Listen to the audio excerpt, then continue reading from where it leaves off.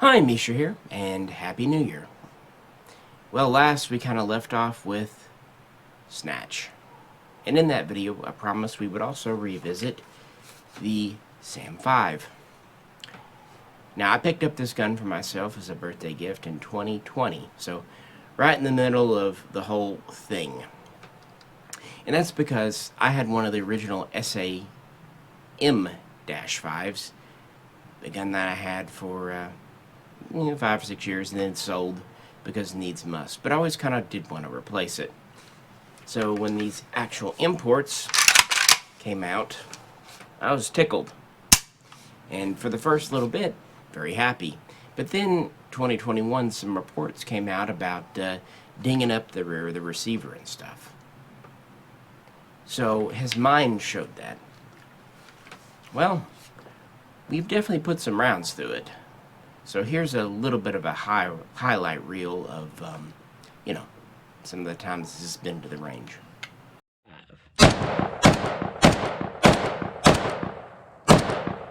Let's try this enhanced trigger.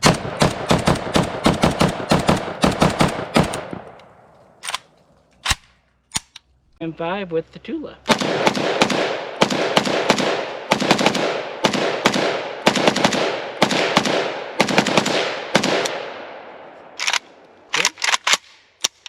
Now I'll give it a go with somewhat warmer Wolf.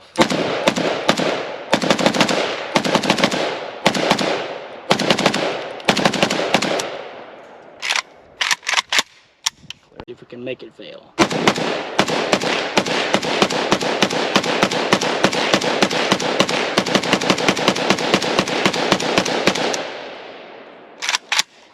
don't know about fail, but probably hot.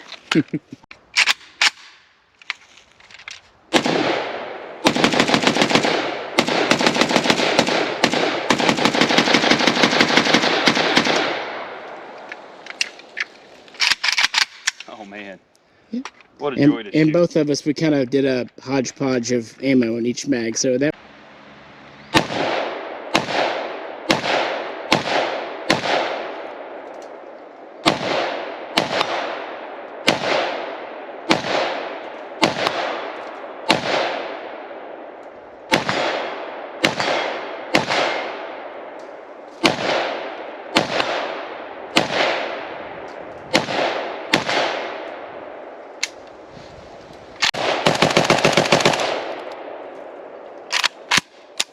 there we go. Yeah! That's not everything, but that's some. And it definitely works reliably. No issues there. No issues with magazine fitment.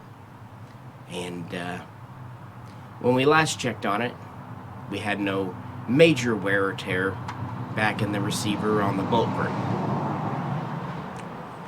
But is that still the case?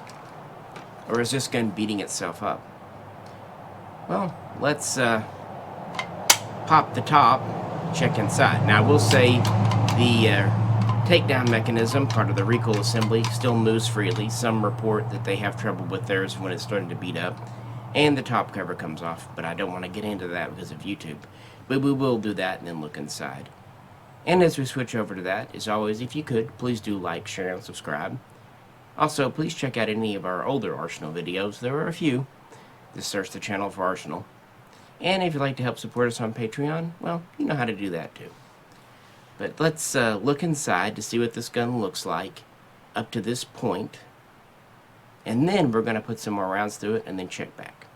And no sticking of the recoil guide in the back of the receiver here. You see it moves perfectly freely. And as does the bolt group. But how is it looking before we put more rounds through it? Seems fine. There's a little peen right here on this side. A little bit of skinning there. We pointed that out last time. The other side's fine. Nothing in the middle piece here. Nothing kind of on the bottom. Just that little bit of right there. So we'll look at it after we shoot it, see if that gets any worse. But after several hundred rounds, that's what we're seeing on the receiver, which personally doesn't offend me. But let's check the bolt group. It came out of the receiver just fine. Nothing major that I'm noticing here on the tail, aside from just honest wear to the paint. This side's nice and even, nothing much on the bottom. There's just a slight bit of flare, just a tiny bit on this one corner.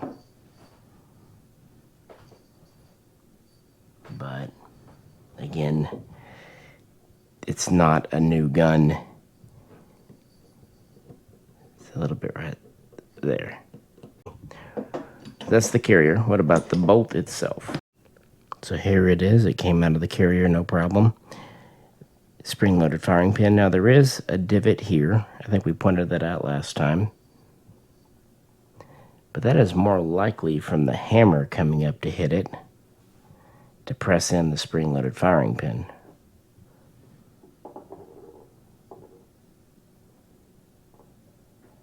Not a lot of splashing, just a kind of an honest shape where the hammer comes up.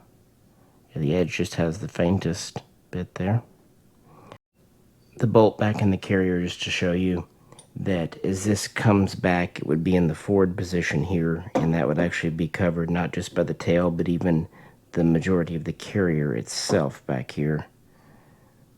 So that should not be the piece directly impacting anything normally. But again, we'll keep an eye on her. Well, you will. I won't, except in a metaphorical sense. But we have Peanut here, so it's all good. Again, here's the inside, just that little bit of wear there. So those are the areas we can kind of keep an eye on. That one spot in the receiver there. That one little bit of the tail on this side, and that kind of bottom portion of the bolt itself there. Now, with any AK, there is wear, but it should stop as the parts kind of work in with each other. And this could happen within the first 50 or 100 rounds, or in some cases the first, say, 500 rounds. But by 1,000 rounds, it definitely should be over with. So is this kind of stop moving, or will keep on going? And if so, how long and how far? And if so, we'll actually get to the point where it will threaten the actual integrity of the strength of any of these components. We're trying to find out. No issues getting the bolt group back in or the recoil guide. Smooth enough as is. Haven't cleaned this gun either, so just kind of what you see. And we'll put the cover back on. So yeah, that's what she looks like inside up to this point.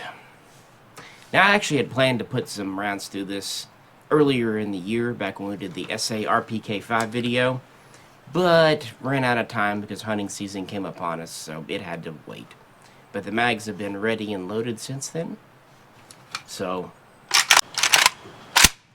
alrighty, we're gonna try a short mag just to make sure that front sight base is properly seated.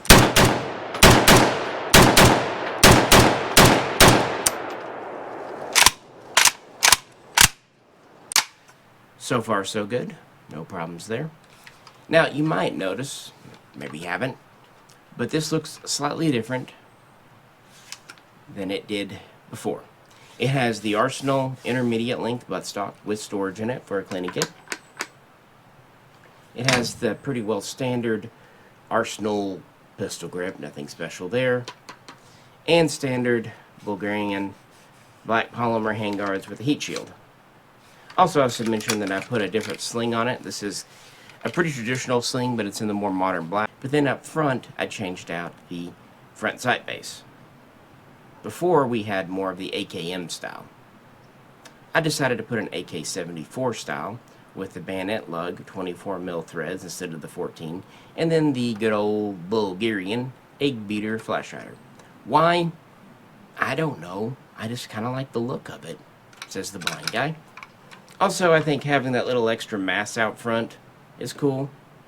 And I do like the more forward-mounted bayonet lug. And also, this kind of gives it a very Bulgarian AR-M1 look,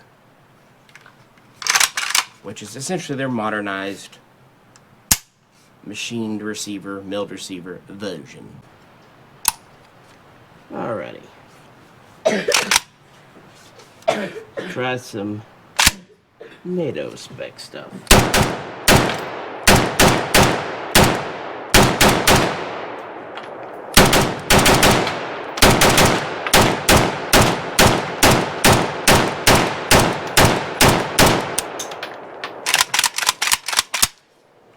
So she continues to run well. As I said though, this is the first production run 2020. In fact, when these were announced, they didn't even have them at MSR yet. I had to order this and happily did as a regular plebe from K-Bar, so as a consumer customer. But I really wanted it after having the original one, which was assembled in the US back in 2004 from Bulgarian parts. These were actually imported from Bulgaria from all virgin parts. You have a 16 1/4 inch chrome line called hammer forged barrel. It is a 1 in 7 twist. They always had the bayonet lug here. Like I said, I already added this up here. 90-degree gas block, standard gas tube. They take standard handguards, standard rear sight. Smooth top cover, so a little bit heavier than a ribbed. And it does have the machined recoil guide rod instead of the wire type. And of course we have a machined receiver. These are hot die forged. Pretty cool. Scope rail on the side. Standard one-sided safety. They don't have the ambi style, as we'll call it. That's okay though. That's more of an AR-M9 feature than an AR-M1. Machined bolt carrier group. Notice that the carrier doesn't have the lightning cut. And we have the machined receiver tangs. One on top with 1 screw, one on bottom with 2 screws. So these take milled type furniture, not. Now let's try it with the smoke mag.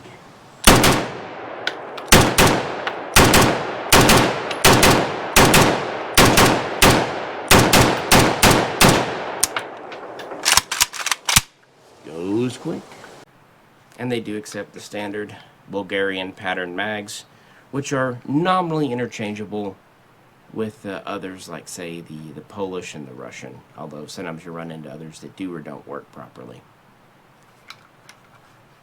The thing to note about the mag style, when it comes to 223 5.56 AKs, there are basically 2 derivatives. Some folks that made them, some nations, they base their 223 mags on the AKM type trunnion and magwell profile. Others, like Bulgaria, base theirs on the AK-74 trunnion and magwell profile and all that. But there's not as much standardization as you see with the Warsaw Pact, because these guns were developed essentially at the end of and afterwards of the fall of the communist bloc. So yeah, there was no kind of central authority. Thought we would try it with some of that Arms Corps ammo we've been using here and there.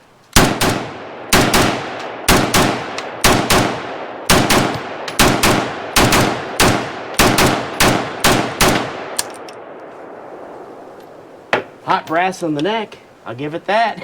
Yeah. You gotta have something like that happen at least Yeah, once. that It's cold last enough time. out here, it didn't feel too bad. It really is a fun gun to shoot. It really is. It's hard to explain. I love 5.45. I've said that in lots of videos. We did a video recently on the SLR 104 FR, and not too long ago even on the SLR 105. But you know how hard that ammo is to get today, and that Tele ammo, I'm just not sure I want to put it in my really high-end guns. I might have to just use it in things like the WBP until I really trust it, but I digress. Bulgaria was one of the nations that not only used 5.45, and there weren't that many in all considerations, they were one of the ones that also manufactured guns in it. And what's interesting, that was really the first time Bulgaria did stamped receivers. Yeah, they went straight from the original milled, although they did modify it and update it. They never did an AKM, and they went to the AK-74 stamped, and the RPK-74 stamped. But after the fall of communism, like, say, Poland and others, they got rid of 5.45 very quickly. And they also returned to their machined receivers, for the most part, very quickly. Now, there are some aberrations of stamped guns, yes, but they kind of made milled their thing. And when it comes to the 5.56, that makes a lot of sense, because if you do a 5.56 gun, you need a little bit stronger receiver, just because it's a little more high pressure round than 7.62 by 30 gun was designed for NATO spec ammo, be it 193 or 8.55, because Bulgaria switched over to 5.56, but also used it in conjunction with 7.62 by 39 by the late 90s. So a gun like this is mil-spec for Bulgaria. Alright, let's try some of that Phoenix ammo.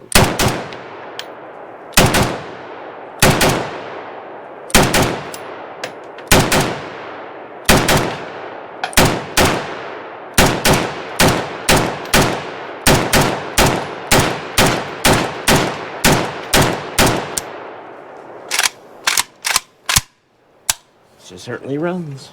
And it is interesting that they kept both cartridges, both calibers around. But it makes sense. They both have kind of pros and cons, and especially when you get to the shorter guns, the 7.62-39 might behave a little better. But 5.45, nah man, it was out. It was completely out. That's why we also had things like the LMG, the SARPK5 we looked at not too long ago. Check the video out if you didn't. And that SARPK5 not only ran well, but it has no peening and all that. But of course, it's an older gun on a U.S. receiver, at least finished out in the U.S., even though it was a Bulgarian forging. This gun, even though it's a complete import, Bulgarian-made receiver, a lot of people are reporting them dinging themselves up. And that's because of the gas port. At least some of them had the wrong gas. And this has the 16 1/4 inch barrel, so it needs the corresponding gas port. But what did they do? Well, they gave it the gas port from this style, SAM5 SFC, or in the military parlance, the AR M12F, which they make in both 7.62-39 and 5.56 NATO. And while this civilian version has a 16-inch barrel too, the military version has about a 12.5-inch barrel because it ends right here. Now you have the booster and expansion chamber to help with back pressure, but much like the XM177 in Vietnam, your gas port is here. You don't have much dwell time, maybe an inch at most, before your muzzle ends. So to make up for that and have assured reliability, you use a larger gas port. Now keep in mind, AKs by their nature tend to be overgassed, and that's usually not an issue. And even when there's too much gas flowing through, that's why you have ports in your gas system. On the original AK Type 3, they were on the gas tube. With the AKM design and AK-74, they moved it to the gas block area. That would vent off excess gas. So typically, while your bolt would come back, it wouldn't come back with enough force to knock the tar out of the rear of your receiver. And we will be following up on this gun, because I've made some further changes to it, have some further opinions, but that's not what this video is about. So with that said, we know that at least the 2021 guns, by the way, you can tell your date on these very easily. This one is 60 on the serial. That's the date code. They start with the year 1960, so 60 plus 60, 2020. So the 2021 guns will be dated 61. We know that they had something wrong, and the gas port seems the very most likely culprit, because most other things are ruled out. So the question one, did this 2020 guns have the same issue? And one more full stack.